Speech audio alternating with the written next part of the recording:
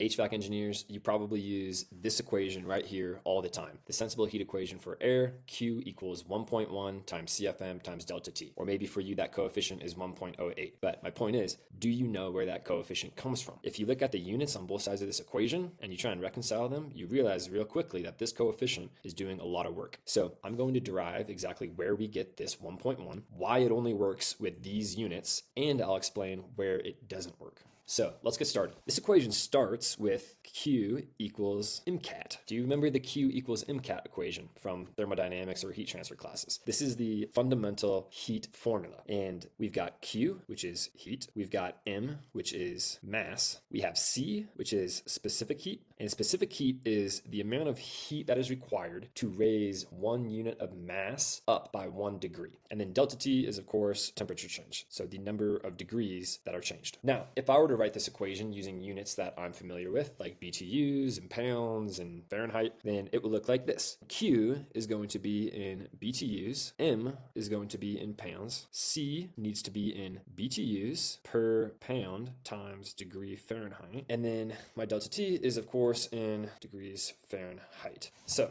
we're getting closer to our sensible heat equation here. There's one thing we need to fix before we can go any further, which is this is a total heat equation and we want the rate of heat equation. We are looking at BTUs and we want BTUs per hour. So this becomes little h when we go at the heat flow, and this can become BTUs per hour, which means that this needs to become a mass flow rate in pounds per hour. Okay, now we need to get this from mass flow rate into terms of volumetric flow rate. So CFM. We don't want to deal with pounds per hour, we want to deal with cubic feet per minute. So how do we do that? Let's deconstruct mass flow rate, and I'll keep the units here. So one way to calculate your mass flow rate in pounds per hour is take the volumetric flow rate. So this will be our CFM in cubic feet per minute. And then we need the density of the air to convert volume to mass, density in units of pounds per cubic feet. And then we need to convert minutes to hours. So times 60 minutes per hours. Okay, so far so good. We're going to take this portion right here and we're going to substitute it in right there. Q is going to be equal to CFM times density times 60 times specific heat times delta T. We're getting closer. All right, so now we just need to solve for this portion in red and we'll have derived our sensible heat equation. So the density and the specific heat of air, these are constants, sort of. Density is equal to 0.0765 pounds per cubic feet. And here's the big asterisk right here. This is at sea level around 60 degrees Fahrenheit. So when we are using this density of air, we're assuming it's at sea level and around 60 degrees Fahrenheit. Put a pin in that. The specific heat of air is about 0.24 BTUs per pound degrees Fahrenheit.